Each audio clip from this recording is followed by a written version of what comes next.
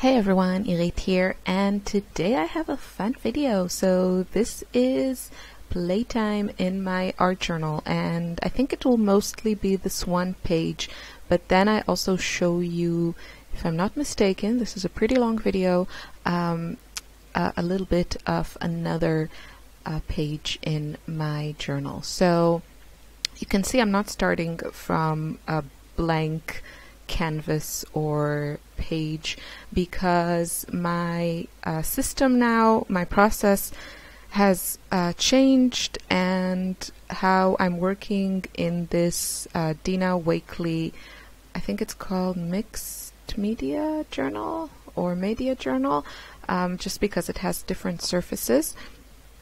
The way I work at it is I usually create a few backgrounds, and then I gradually add elements and layers. So mostly when I start a spread, there's already something there. And in this case, it was a little bit of stenciling. This was created, I remember making it, I was just making a few pages at the same time. So I was using this stencil. You can see that on the background on the right side. It's one of my favorites. It's also from Dina Wakley, and I like it because it has three patterns. So there's the circles, and then the little squares, and then the chevron type pattern. And of course I'm using my signature colors, I would say bright rainbow colors, and just having fun. And then on the left side there's a canvas. It comes in the Dina Wakley journal, if you're not familiar with this. This one is the 8x10 one, it's the small one, and when I finish this one I'll get more into my large one, the ginormous one. I think it's 11x14. I think. I'm not sure. But it's a lot bigger. So yeah, and I already had their paint. I think what I have there is paint. And the way I like to work in my journals is I usually make something, like just spray something through a stencil. Usually in a sitting I will just make a few backgrounds, and then I can build on that without having to kind of come up with a new concept every time I want to add something. So it's a really organic process, and it helps with making choices because there are so many choices you can make. So I'm just explaining to you every element in this page. You can see there's a lot going on, and it's not something I create in one sitting. So it's definitely, yeah, there are like lots of elements that I create in different times. So on the left side, there's just some paint. I think those are mostly the Dina Wakley paints, and I just smeared them to kind of mirror the colors that I had going on the right side. Now that piece of that rectangle with the two faces, that is sticky back canvas, and I think it's part of the Dilutions line, if I'm not mistaken. It's definitely from Ranger, and you just get a bunch of these smaller sized sticky back canvases. And what I have on top of it is some of the Jane Davenport collage papers from her first release, and I collaged this on the sticky back canvas, and then I have just the colors are just some mists during one of my playtimes. It looks like I sprayed through a stencil, and then I took the stencil with the leftover mist that was on it and kind of used it as a stamp on that piece of sticky back canvas. Now the other elements that I'm adding now, and you could see me adding them before, are some of the Dina Wakley collage papers, and the ones I'm adding are, it looks like those are the blank ones that come in that package. It's from her latest release in 2018. I don't know when you're watching this video, but so she has these collage papers, some with patterns, and then some are blank, and I used my jelly plate and some stencils and all that good stuff to paint them. Oh, and you see now I'm really covering that painted background on the left side, which I kind of liked, but that's how it is with these journals, and it's not a problem to create that again because it's just some smearing of paint. And yeah, that's how it works. So I try not to get too precious about certain you know, about the backgrounds, and if they show, that's great, and if not, then well, I can do them again. So those are the collage papers, and what's nice about them is that they're really thin, so you can really layer them, and you can also you know, like fold them and run them through your sewing machine, which is what I did here. So you see the black thread that's stitching. They really go well through the sewing machine because they're so thin. That's why I like working with them. And what I added now are some, these are cards. I was really inspired by James Burke, I want to say. Oh, I'm so sorry that I forget his name, but you probably know who I mean. He's amazingly talented, and he had this wonderful like inspiration video about creating kind of these collage pieces and then using your you know, photocopy machine to just photocopy them and then use that in your projects, art journals, traveler's notebook, and notebooks and whatnot. So those are the cards that I added. You see that watercolor flower is something I painted, and then I cut it, and then I glued it on another piece of watercolor paper, and then I used that piece in this collage piece. So I made a video of that, I think. I'm not sure if it's just on my Patreon or on YouTube. I think it's just on Patreon. But anyway, that's where those cards came in.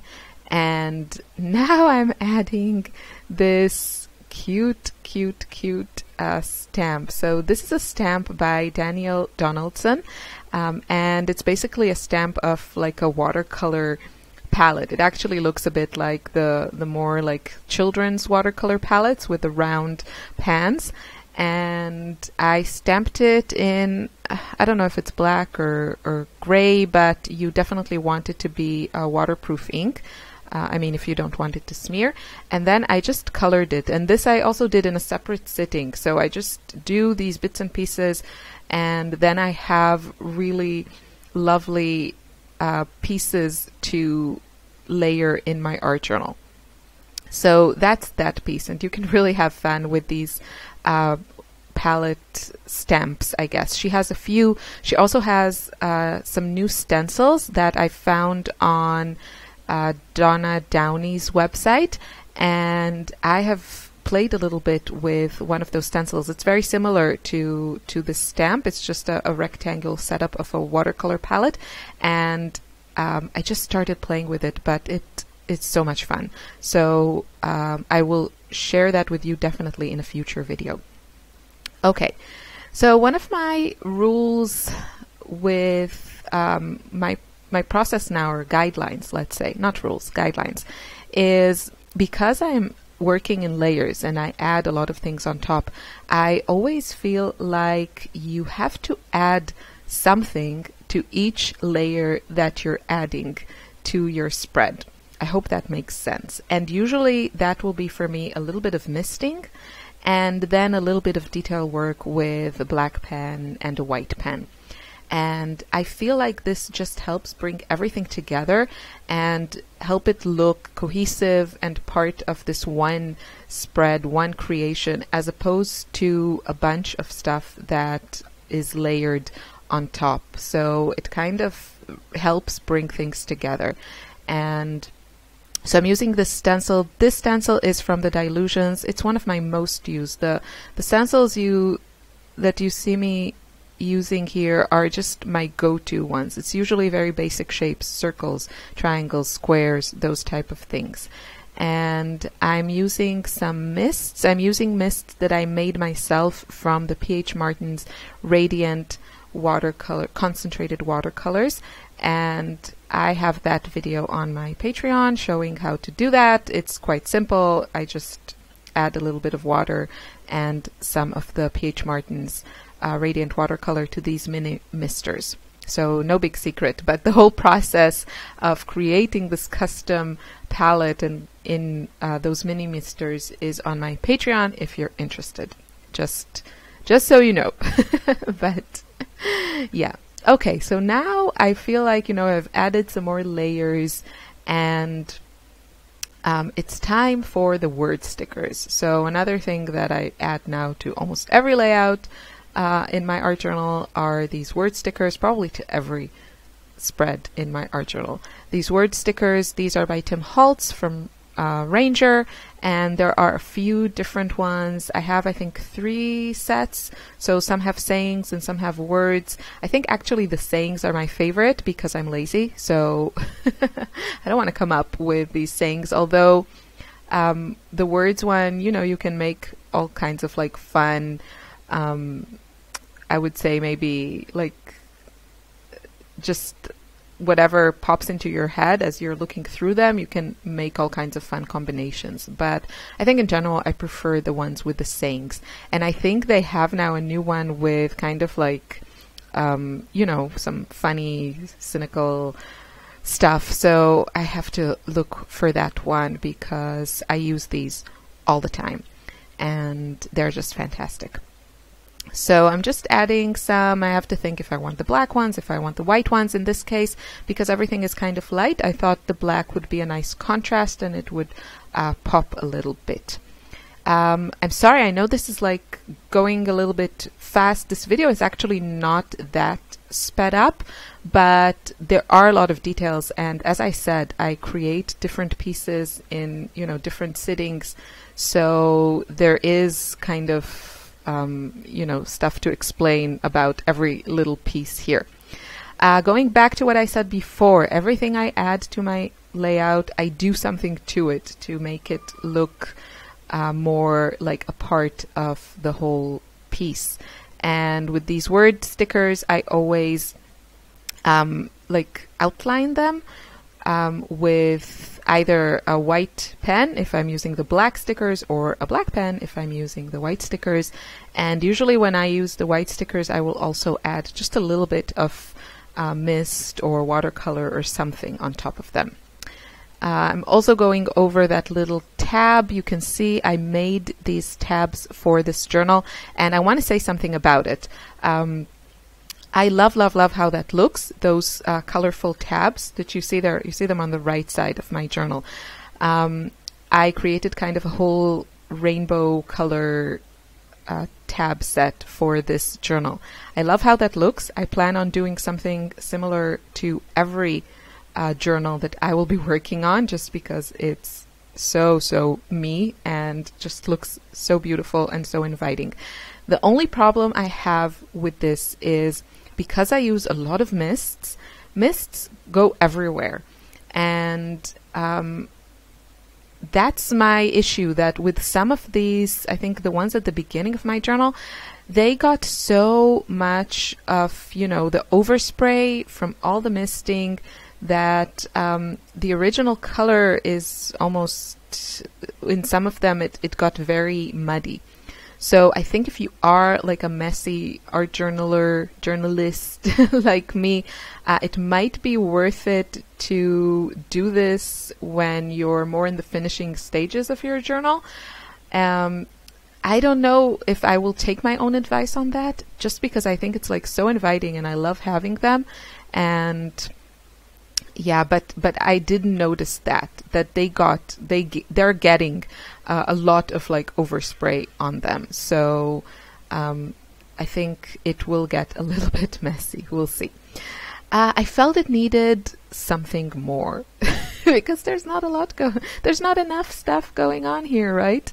So what I decided to add are these flower stamped images, and these are some old stamps that I have. I think they are from Fiskars or something. I bought them at like Joanne or Michael's like 5 years ago when I was visiting the States, and you can use any stamp that you have, and that's what I added kind of as my finishing touches. And of course I added some watercolor on top of them in colors that coordinate with what I already had going on. And that's it. You can see the close-ups of that spread at the end of this video, so don't worry if you didn't get like a good look at the finished page. So now I'm moving to a different spread, and on the right side you can see I have there a little drawing that I made with some stencil, and I'm not hugely insane about it. It's okay, but yeah, but I will be working here on the left side, and on the left side there is a piece of burlap which comes in the Dina Wakley journals. That burlap together with the craft paper are not my favorite just because of the color. I think it's fun to work with different textures, but I'm just not a huge fan of brown. I wish there were white or cream. That very, you know, warm brown is just, it's probably one of my least favorite colors. So yeah, that's my issue with that, with those surfaces. But anyway, so here, as you see, I am pretty much covering up the whole thing.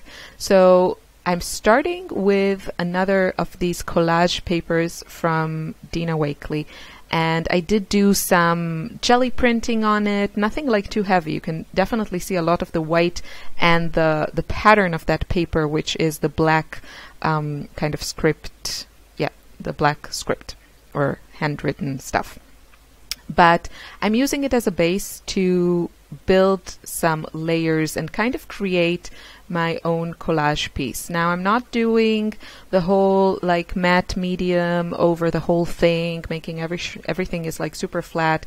No, I'm just using a little bit of liquid adhesive here, and I'm using, I'll tell you why in a second. I'm using the Tombow Mono Multi Glue. Sorry, that name. I mean, gosh, let's just call it the Tombow white bottle with the green cap. You can see it just at the bottom of the screen.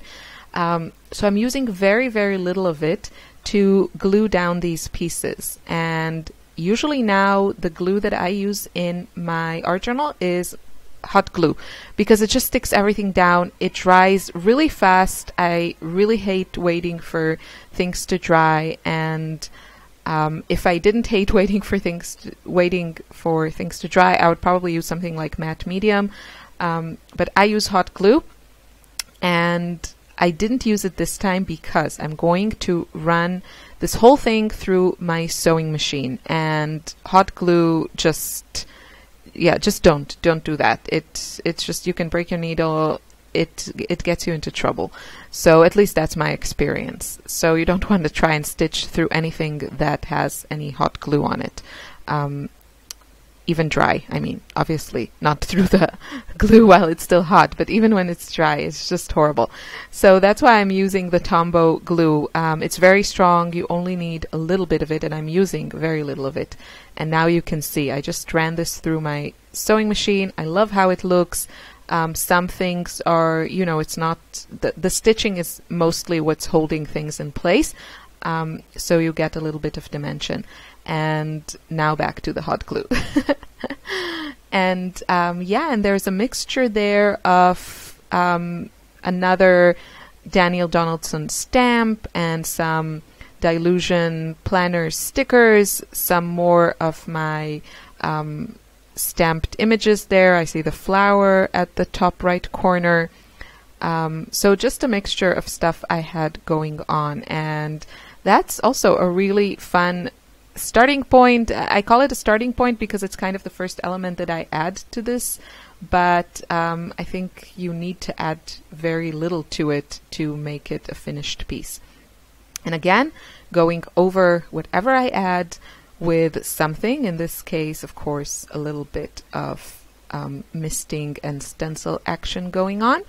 And yeah, I think I stopped at this stage, so I don't think I completely finished it, but this is pretty close to finished in my book. This is really different for me. I mean, the last few weeks, or let's say 2-3 months, I never really worked like this on in my art journals. It was usually just the one layer, and I found it challenging for many reasons. So working like this on different pieces and then layering them together, it really works for me, and I'm really enjoying it. So here are some close-ups, and I hope you feel inspired. Please leave me a comment if you have any questions, and I wish you a crafty, lovely day. Bye.